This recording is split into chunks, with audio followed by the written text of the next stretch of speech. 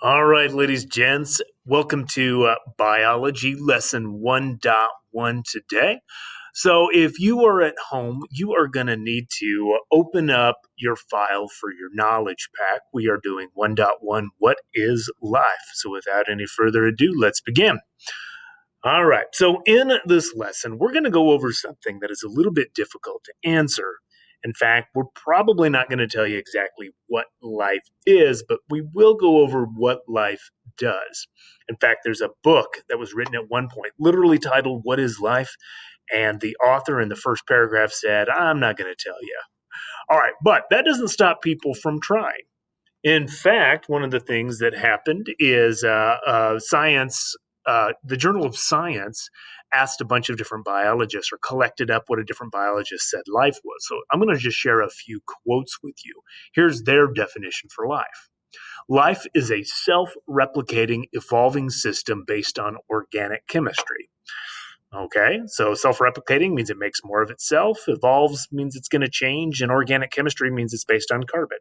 So making more of yourself, changing and based on carbon. Okay. Here's another definition that was given. Life is an expected, collectively self-organized property of catalytic polymers. That's a mouthful, right?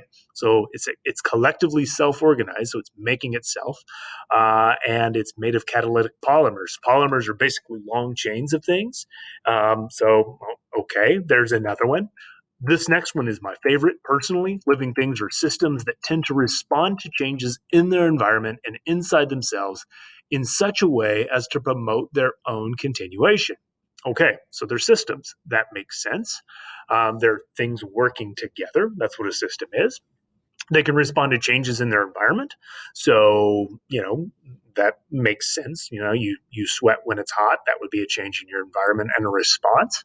And inside themselves. So, like if I'm hungry, I might seek out food. That's responding to a change inside me in such a way as to promote their own continuation. So, a way of making more of yourself or having offspring. All right. So let's get a couple of basics in before we go any further here. So it's kind of difficult to define life. So what are we doing in biology? Well, biology, interestingly, is just the study of life. Okay, that's what it stands for. Today, as we move forward, we're going to be think about the following frameworks. We're going to be classifying things. How do we classify something as living versus not living? Now, the word biology itself comes from Greek. You're going to see a lot of Greek this year, as biologists seem to prefer that language to Latin. So, biology comes from the Greek word bios, which means life in English, and it comes from the Greek word logos, which means knowledge or study. So, this is, in essence, the study of life. It's very simple. Okay? Now, biology is overall concerned with organisms. Organisms is one of the most generic terms that we will use. It literally just means any living thing. All right, so let's take a look at what life is. What are some of the characteristics of life? So we can't exactly say that life is this, but we can say life does these 7 things, 7 different characteristics of living things. All right, first, and this is probably the most important one, is that all life is made of cells. Cells are these little packages of chemistry, chemical reactions, the chemical reactions that drive life. So, why cells are important to life is because they allow organisms to carry out all of those life processes in a contained, efficient, and manageable way. If we took everything from life and put it in a big swimming pool, we're not going to get a living thing because everything's just sort of spread out. You got to package it all together, and all of those chemical reactions can occur. Without the packaging of cells, things just don't work out as far as living things are concerned. Okay, the next thing that all life does is that all life reproduces. It's got to make more of itself. Living things want to pass on their DNA. One of the reasons for this is that we can't avoid decay forever.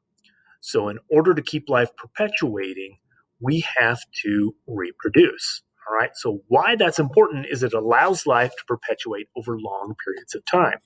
Life has been around based on the evidence for almost 4 billion years. And there's no organism that has a 4 billion year lifespan. So we got to keep making more of ourselves. Okay, the next thing that all life does is that all life grows and develops. All right. Now, growth and development are two different things, but they kind of go along. To grow means to get bigger.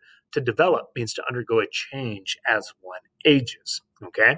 Now, growth is important because without it, we can't get bigger. We can't improve our bodies. We can't make repairs to our bodies.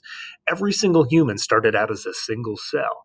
And now most humans are about 100 trillion cells. The only way you could get there would be through growth. And the only way you get through growth is through reproduction. Individual cells reproducing themselves over and over again. Okay, all life also does this thing called maintaining homeostasis. So you can think of homeostasis as being like this perfect set point, all right? And if you get out of whack from that certain set point, life becomes difficult. We all have certain temperatures we operate best at. For example, we humans, the enzymes and proteins in our body have a tendency to operate best around 98 degrees centigrade, or 98 degrees Fahrenheit. So if we've got a fever, what happens is our temperature is too high and it starts damaging our bodies and making life processes difficult. So our bodies have to respond by bringing that temperature back down again. Likewise, if it drops too low, by bringing it back up again. Now, why this is important is it allows us to maintain an internal balance for carrying out life processes. Don't think that it means things are just stuck at stable. In fact, we're always wiggling around trying to keep that homeostasis. Okay.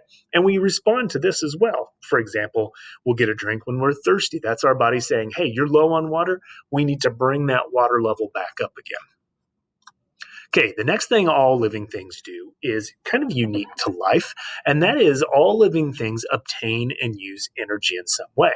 That energy can come from lots of places. It can come from food, it can come from the sun, it can come from inorganic chemicals being belched out of the Earth's crust. It doesn't matter where, but organisms and life are unique in their ability to seek that energy out, sequester it, and use it for their own purpose.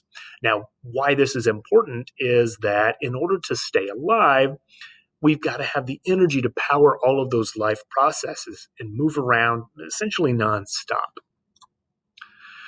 Okay, all life responds to its environment.